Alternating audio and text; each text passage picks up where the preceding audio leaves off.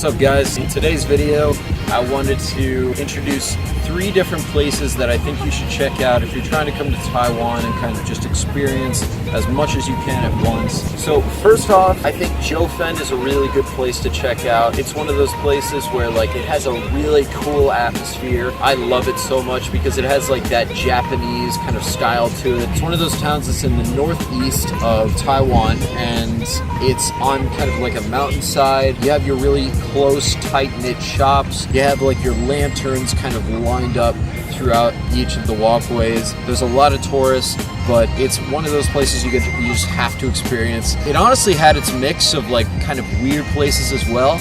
I went with my friends to this ghost mask museum is what it was called.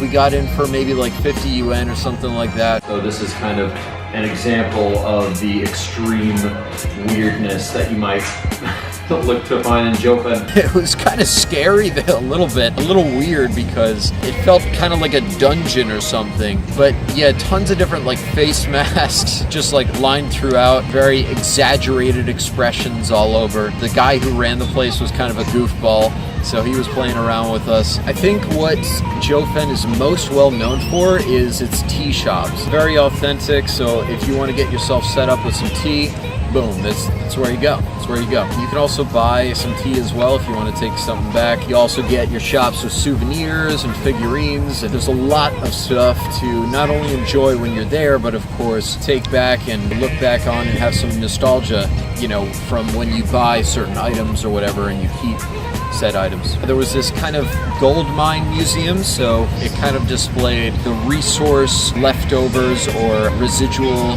minerals in Jiufen or from Jiufen, because of course we saw this cave.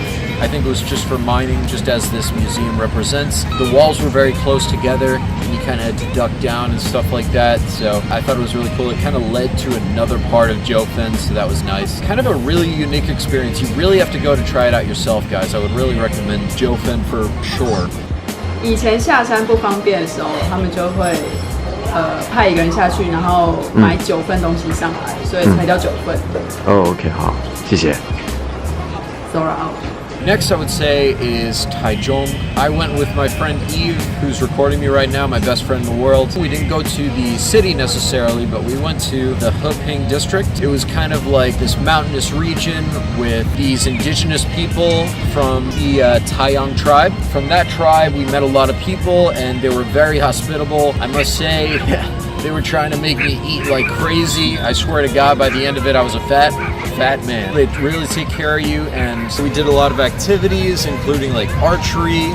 We went hiking. We kind of did like this mock hunting type activity where we were using like airsoft guns and shooting stuffed animals. And each time we hit the stuffed animals, they would give off this kind of little sound bite, so you knew you hit them. It was fun with this tribe. I mean, we did a lot of things. Like when we first came there, they showed us this PowerPoint where they were teaching us some of their vocabulary. Later on, we would go singing and dancing and playing certain games, having certain competitions. Yeah, so this kind of area is really cool. You're surrounded by these lush, steep mountains. We also got to see like a lot of wildlife. I think we saw like these rhino beetles. The one we saw was dead, I think. It wasn't moving.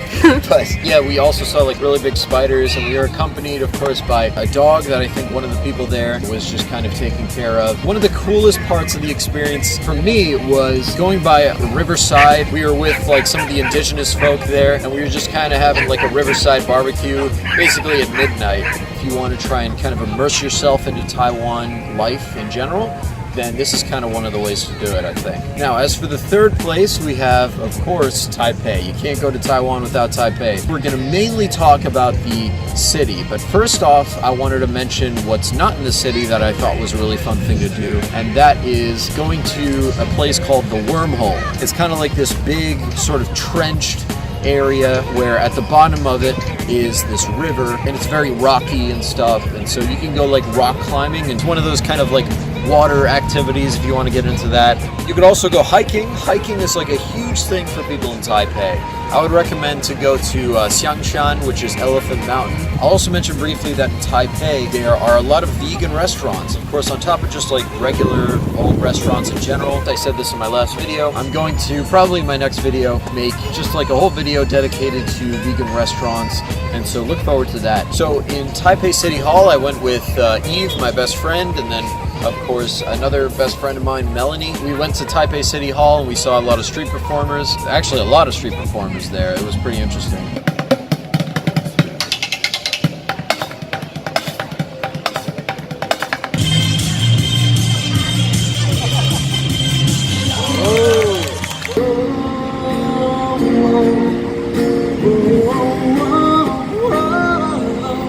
Nights, just like the lights in general in Taipei actually are really cool to look at and experience. It's an awesome atmosphere, just like Jiufen.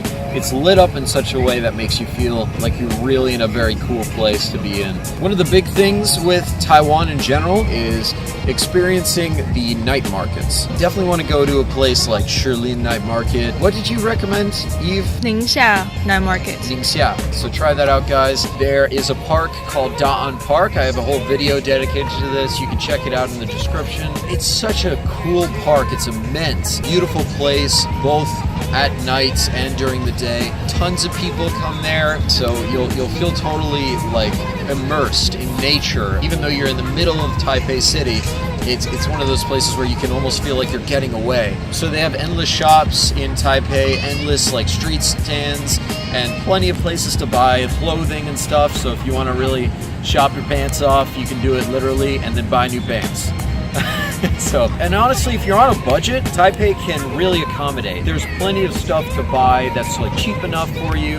And then if you want some of the more higher end stuff, like some name brands, they got it all here, guys. So Taipei Zoo was really fun. It's huge though. I remember I was walking with my friends and we felt like it was a goddamn marathon going through all that. There's tons of different animals to see. The one that I was really excited about was the panda. And so I actually got to see a panda for the first time there in person. Right next to Taipei Zoo, right adjacent to that is Malkong. And so you can take cable cars all the way to Malkong, where just like Jiufen is very well known for its tea. They have really good restaurants out there and stuff like that. And if you take the cable car at night, or even during the day, you get to experience tons of awesome scenery. So during the day, it's very, very green. You're surrounded by all the trees and the mountainous green awesomeness in that area. At night, you get to see out in the distance, if you take the cable cars, and even once you reach Malkong, the city at night with all the lights on and everything, so it looks quite beautiful from a distance. That will cover it, guys. I think that's it for this video. If this helped, let me know in the comment section, and I appreciate it, guys. All right, thank you.